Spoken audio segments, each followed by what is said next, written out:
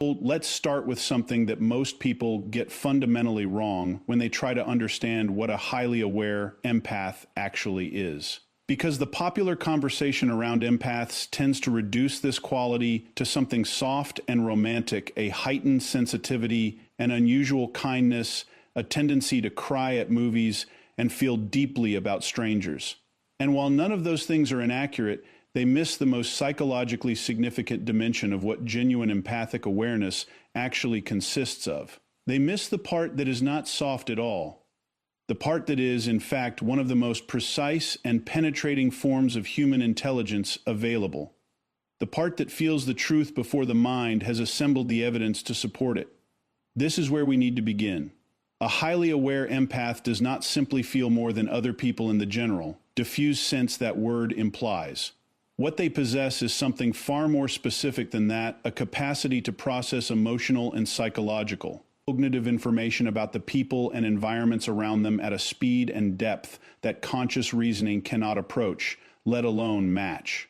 Before they have exchanged a word with someone, before any behavior has been observed or any statement made, the highly aware empath has already received and partially processed an enormous volume of data. The micro-expressions that flash across a face in fractions of a second, the quality of stillness in a body that is working to appear relaxed, the specific texture of an energy that presents as confidence but carries, beneath the surface, the unmistakable frequency of fear. The gap between what a voice is saying and what the voice itself, its tone, its rhythm, its barely perceptible hesitations is communicating simultaneously. None of this is mystical. All of it is neurological. The neuroscientist Antonio Damasio's research on what he called somatic markers, the body-based emotional signals that the nervous system generates in response to perceived patterns in the environment, provides a rigorous scientific framework for understanding what the highly aware empath experiences as intuition.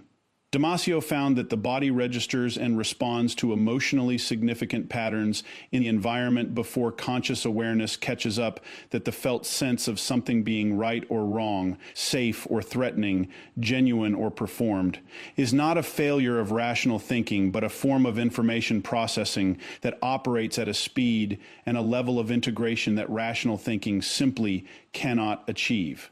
The highly aware empath has this system operating at an exceptional level of sensitivity. They are, in Damasio's terms, receiving somatic markers of extraordinary precision about the emotional reality of the people around them, and they are receiving them constantly, automatically, and without the option of turning the signal off. This is why the highly aware empath so frequently knows things they cannot yet explain. WH. Oh, why they sit across from someone who is presenting perfectly and feel, with a certainty that has no rational basis yet, that something is wrong. Why they walk into a room where everything appears normal and immediately sense the specific weight of something unspoken that everyone else in the room is successfully ignoring. Why their first impressions of people carry a reliability that astonishes those around them and sometimes astonishes the empath themselves, because the impression arrived fully formed before a single piece of conventional evidence was available to support it. The philosopher Michael Polanyi wrote about what he called tacit knowledge, the vast dimension of human understanding that exceeds our capacity to articulate it, the knowing that lives in the body and the nervous system and the accumulated sensory experience of a life, rather than in the explicit, language-based structures of conscious thought. The highly aware empath's perception of emotional truth is tacit know. Operating at its highest level.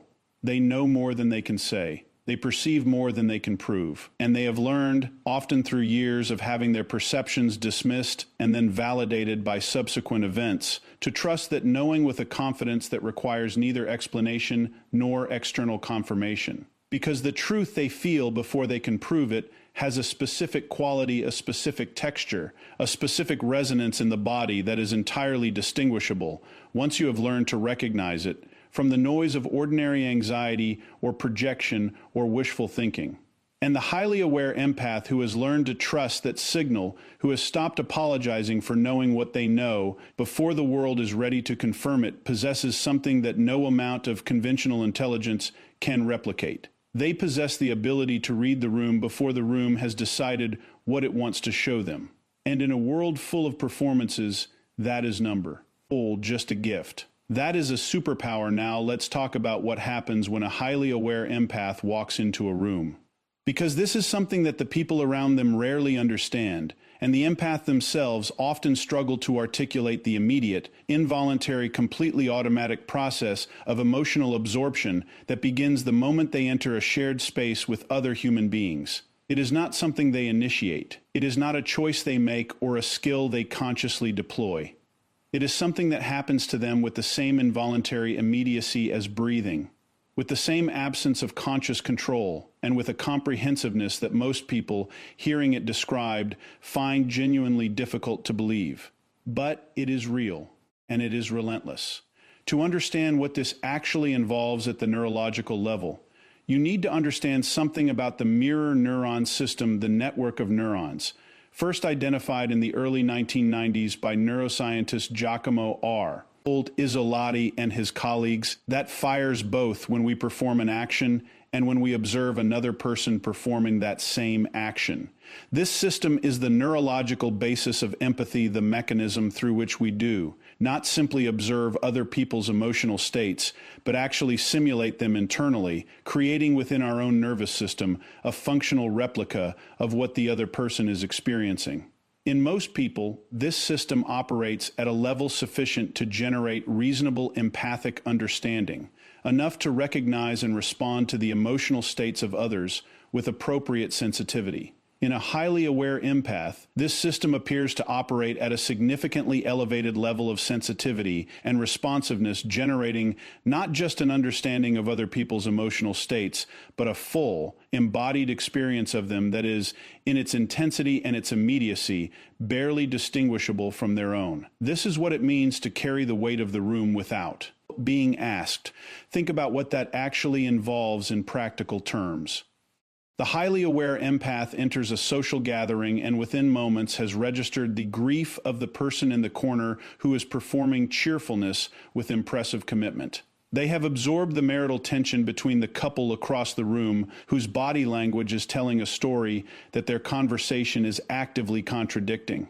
They have felt the specific, hollow quality of the anxiety that the host is managing beneath the performance of relaxed hospitality.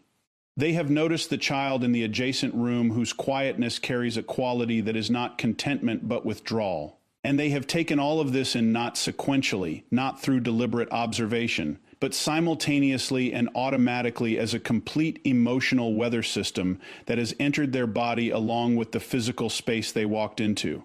The philosopher Maurice Merleau-Ponty wrote about what he called the lived body, the understanding that human consciousness is not housed in the mind and merely carried by the body, but is fundamentally embodied, fundamentally constituted by and through the physical experience of existing in a world shared with other bodies. For the highly aware empath, this insight is not philosophical abstraction. It is daily lived reality. Their body is their primary instrument of perception. They do not think their way to understanding other people's emotional states, they feel their way there. And the feeling is not metaphorical. It is somatic. It lives in the chest, in the stomach, in the specific quality of weight or lightness or constriction that settles in the body when the emotional atmosphere of an environment has been absorbed into it. What this means practically, and this is something that the people who love empaths most need to understand, is that social environments carry a genuine physiological cost for the highly aware empath that they carry for almost no one. Lee's in the room. What appears from the outside to be a normal evening among friends is, from the inside of the empath's experience, an hours-long immersion in the full emotional complexity of every person present. The tiredness they feel afterward is not ordinary social fatigue.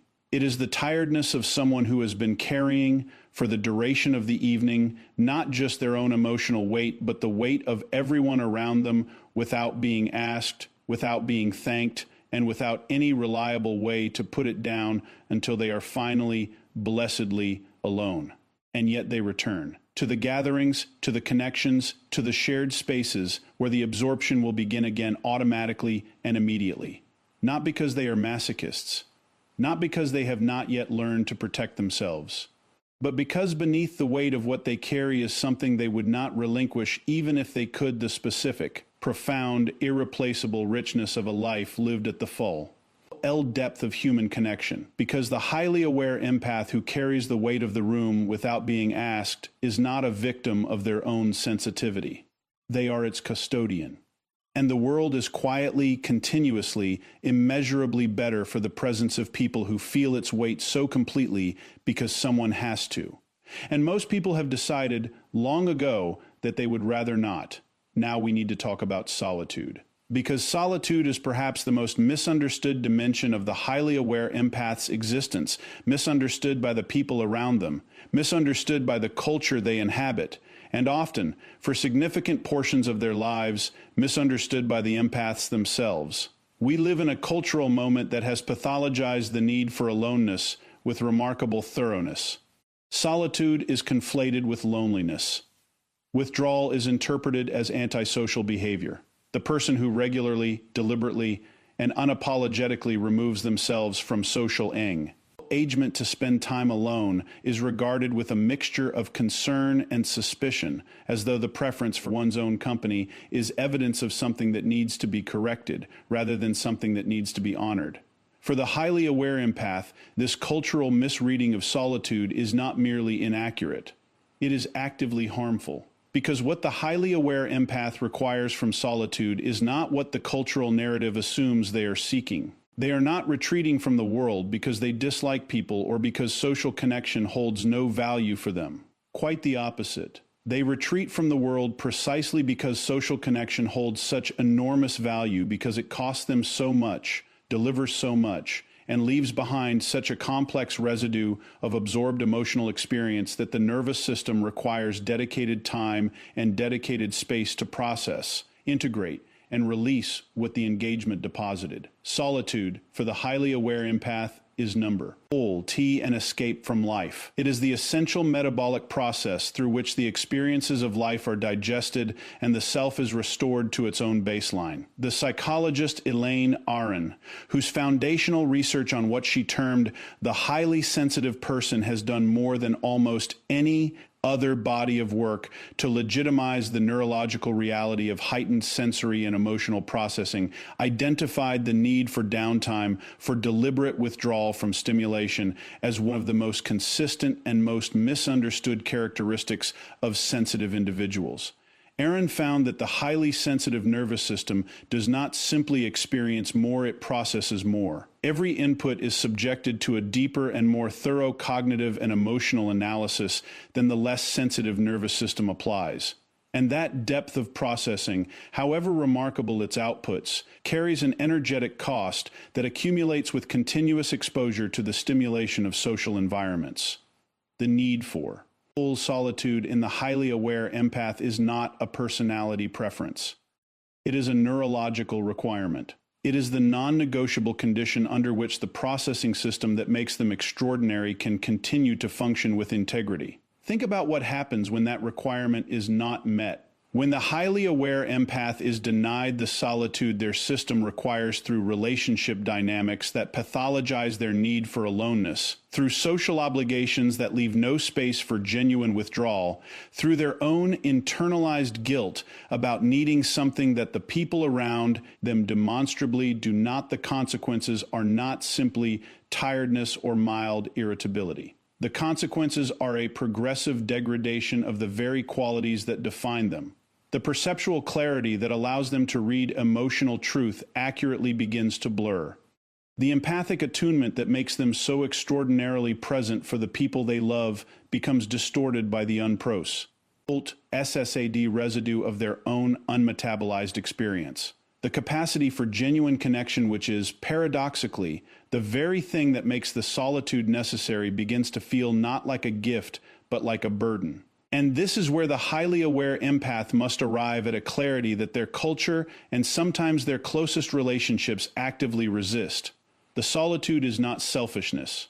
It is maintenance.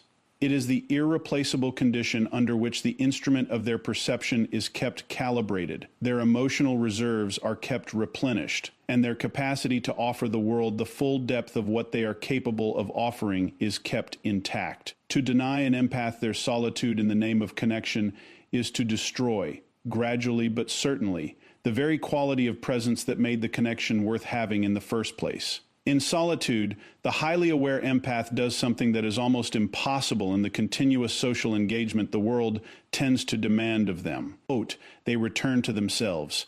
They locate, beneath all the absorbed emotional experience of other people's realities, the specific and irreducible frequency of their own.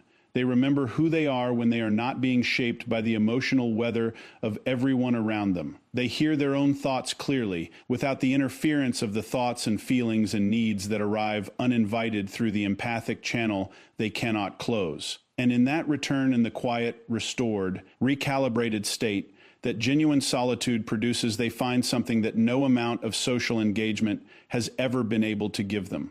They find themselves.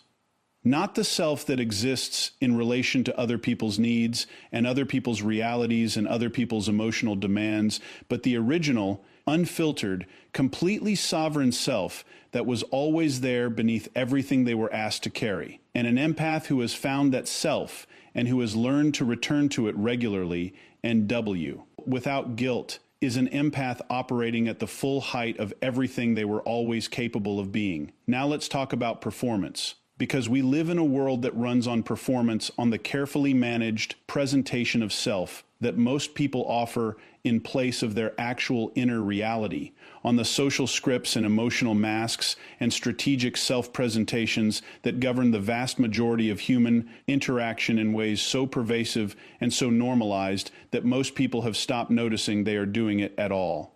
The performance has become, for most people, indistinguishable from the self. The mask has been worn so consistently and so completely that the face beneath it has become, in a very real psychological sense, a stranger even to the person wearing it. And into this world of continuous performance walks the highly aware empath, who sees through it, immediately, automatically, without effort and without exception. To understand why this capacity is so consistent and so precise in the highly aware empath, you need to understand something about how they process human behavior. Most people process what others present to them on a single channel, the explicit channel of words, stated intentions, and observable actions. They listen to what is said and evaluate it on its own terms. They observe what is done and interpret it within the framework of what was stated. This single-channel processing is efficient for navigating most social situations, and it is what the performance is specifically designed to satisfy. Say the right things, do the broadly expected things, maintain the appropriate emotional presentation, and most people will accept the performance as the reality without ever looking beneath it. But the highly aware empath is not processing on a single channel. They are processing on multiple simultaneous channels: the verbal, the emotional, the energetic, the somatic, and what makes their perception of performance so immediate and so reliable is not any single channel in isolation, but the relationship between them, specifically the inconsistencies between them.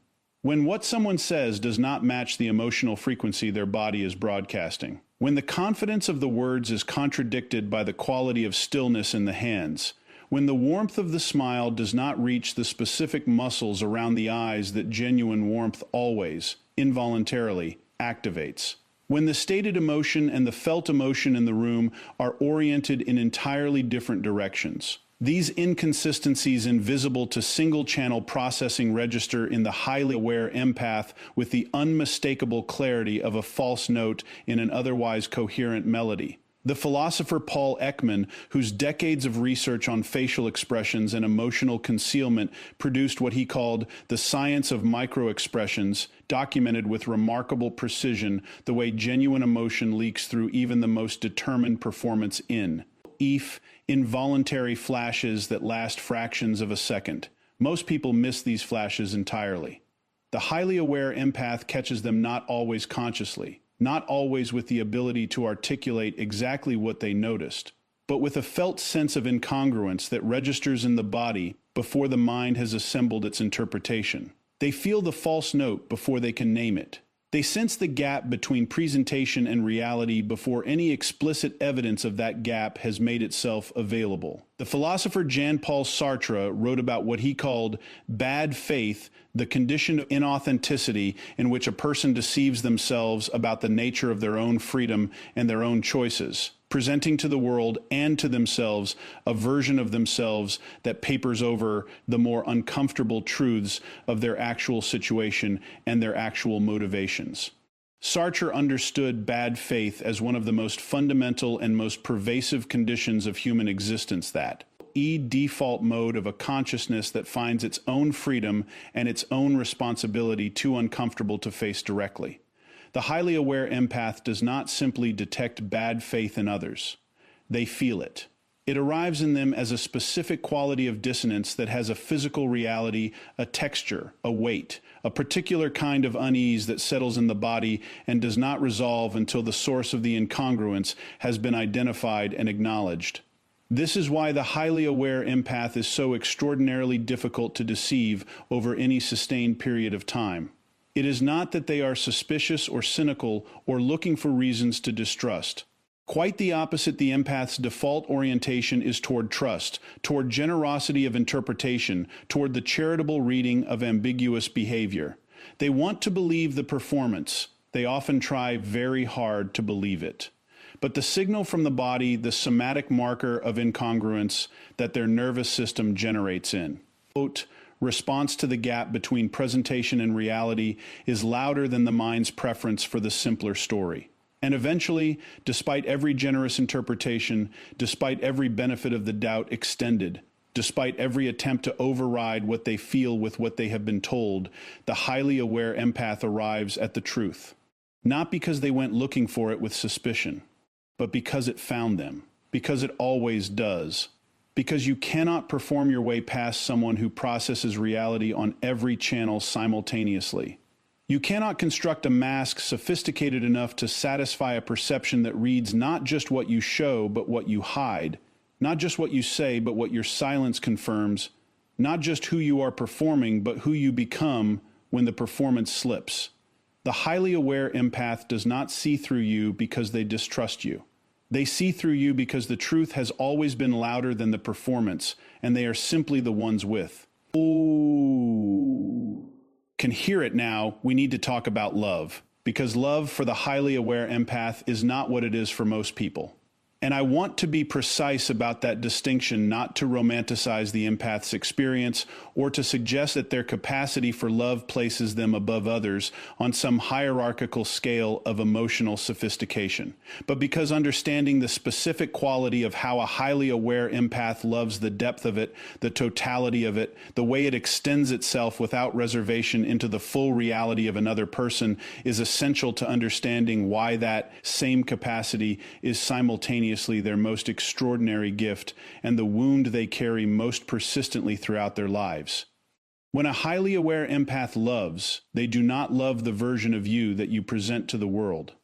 They love the version of you that you are when the presentation falls away. They love the fear behind the confidence, the longing behind the independence, the tenderness behind the armor.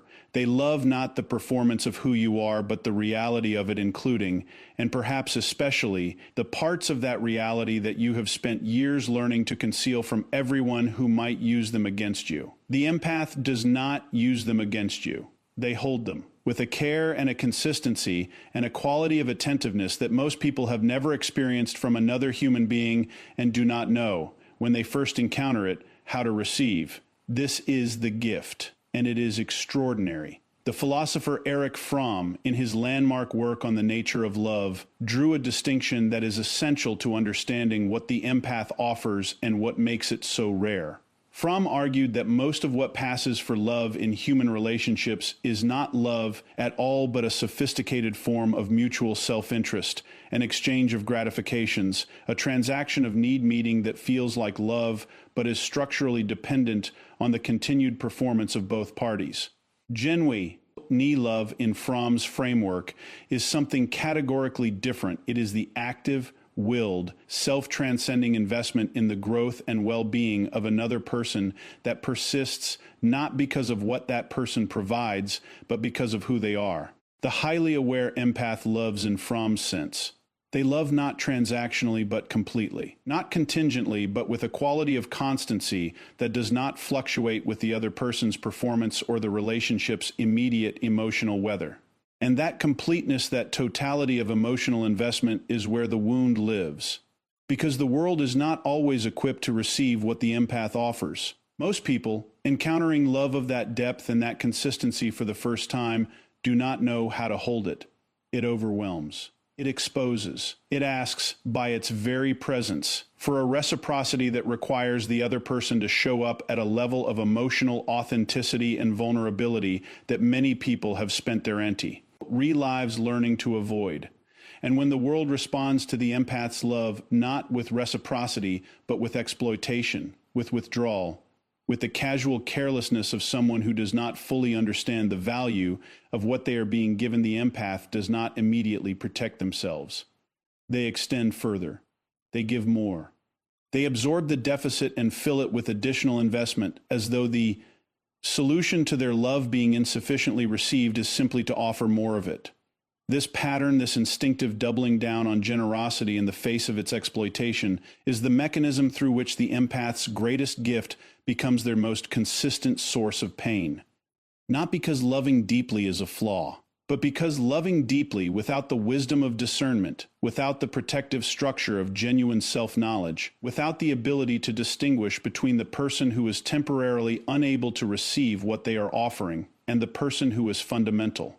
Tally unwilling to is a form of generosity that the wrong people will consume entirely without ever reaching the bottom of what the empath is capable of giving. The psychologist John Bowlby's attachment theory illuminates the specific vulnerability this creates. Bowlby found that early attachment experiences shape the internal working models through which we navigate all subsequent intimate relationships, the unconscious templates of expectation about whether love is reliable, whether intimacy is safe, whether vulnerability will be met with care or exploitation. Many highly aware empaths carry attachment wounds that make the love they give not just generous, but anxiously generous love that gives excessively not purely from abundance, but partly from a deep, unexamined fear that if they do not give enough, the connection will dissolve. And that anxious dimension of their love, that giving beyond the point of genuine capacity, is the dimension that the wrong people most reliably end and most consistently exploit. But here is what matters most. Here is what the empath who has moved through the pain of loving too freely and too completely, and who has arrived on the other side of that experience with their capacity for love intact, needs to understand about what they carry. The depth of love they are capable of is not the problem. It was never the problem. The problem was the absence of the wisdom to match it, the discernment to place that love where it would be received with the reverence it deserves, rather than the carelessness it so often encountered. Because the highly aware empath who learns to love with both depth and discernment, who brings the full totality of their extraordinary heart to the people who have demonstrated they are worthy of it, does not become less loving. They become the most powerful lover available to the human experience. And the person who receives that love, correctly placed and fully protected, receives the rarest thing this world. LD has to offer now, let's talk about age. Not chronological age, not the number of years a highly aware empath has been alive, but something that operates entirely independently of that number. Something that people who encounter a deeply aware empath consistently notice and consistently struggle to articulate. A quality of knowing that seems to exceed the biographical facts of the person carrying it. A depth of understanding about human nature, about suffering, about the hidden architecture of motivation and desire, and fear that underlies all human behavior that should not, by any reasonable measure, belong to someone of their years or their experience. The sense, unmistakable and immediately felt, that you are in the presence of a consciousness that has been here before, that has traveled distances that the resume of a single lifetime cannot fully account for. This is what people mean when they call an empath an old soul, and it deserves to be understood with more precision than tea. Hat phrase usually receives.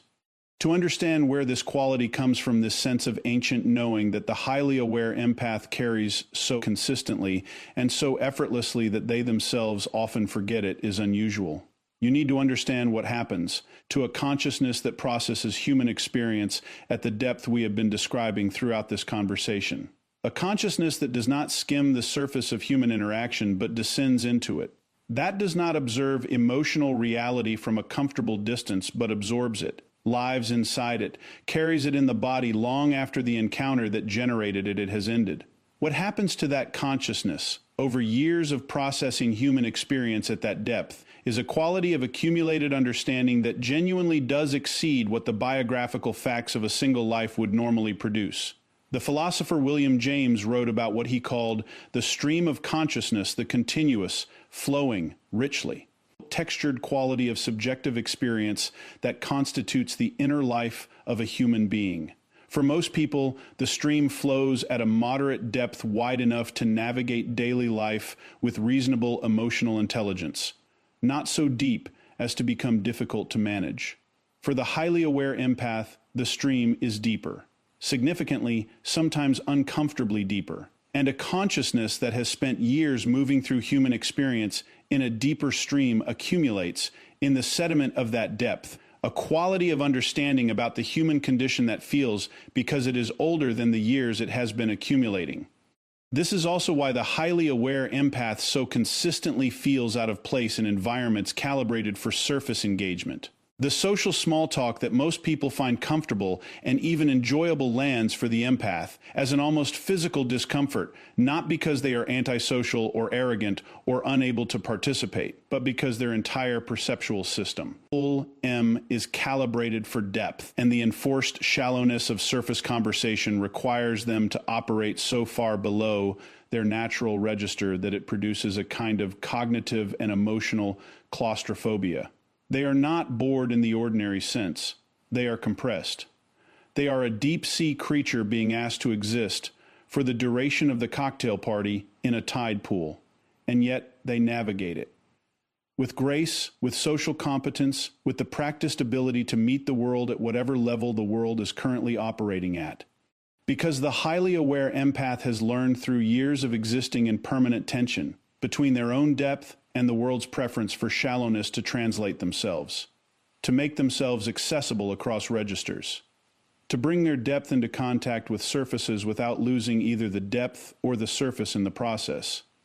That translation skill is itself a form of ancient wisdom, the accumulated understanding of how to exist fully in a world that is not always ready for the fullness you carry. What the highly aware empath who has arrived at genuine self-acceptance discovers is something that younger versions of themselves, the versions that spent years feeling too much, seeing too clearly, knowing too deeply for the environments they inhabited, could not have imagined. They discover that the qualities that made them feel most alien in the world of surface engagement are precisely the qualities that make them most extraordinary in the moments that matter, in the conversations that go somewhere real, in the relationships that achieve genuine depth, in the crisis moments when the people around them, who have always operated comfortably at the surface, suddenly find themselves in water too deep for their swimming and turn, instinctively and without quite knowing why, toward the one person in the room who has always known how to breathe down here. Because the highly aware empath who has spent a lifetime feeling too deep for the world they were born into has not been suffering from a mismatch between themselves and reality. They have been preparing, accumulating the specific, irreplaceable wisdom that only depth produces. And the world, for all its preference for surfaces, has always needed people who know what lies beneath them because someone has to be willing to go there.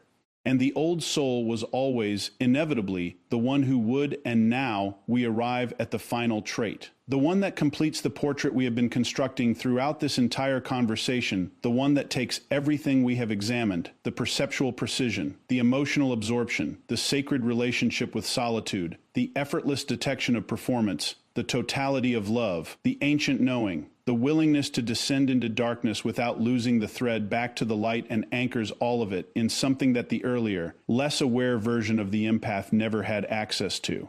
Something that, only becomes available after the empath has moved through enough of their own experience, enough of the exploitation, the depletion, the loving too freely, and the giving too completely, and the absorbing too much from too many people, who were never worthy of what they received to arrive at a relationship with themselves that is, for perhaps the first time in their lives, genuinely uncompromising.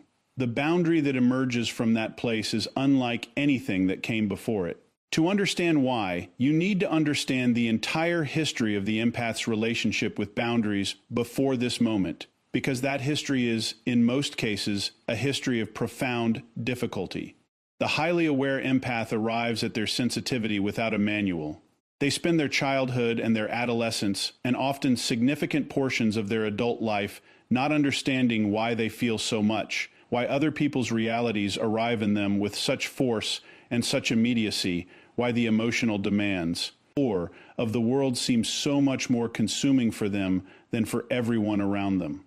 And in the absence of that understanding, they tend to manage their sensitivity not through the establishment of clear and protective limits, but through a kind of unlimited availability, a continuous, exhausting, ultimately unsustainable extension of themselves toward whatever and whoever reaches for them. The boundaries they attempt during this period are fragile things, permeable, established with anxiety and abandoned with guilt, set in moments of genuine need and dissolved in moments of genuine compassion. Because the empath's sensitivity to the other person's response to the boundary, to the disappointment, the manipulation, the subtle or not so subtle pressure that the wrong people apply to the empath's attempts at self-protection makes sustained enforcement feel, each time, like an act of cruelty rather than an act of self-respect. The boundary becomes a source of suffering rather than a source of protection. And so it is abandoned again and again at exactly the moment it was most needed.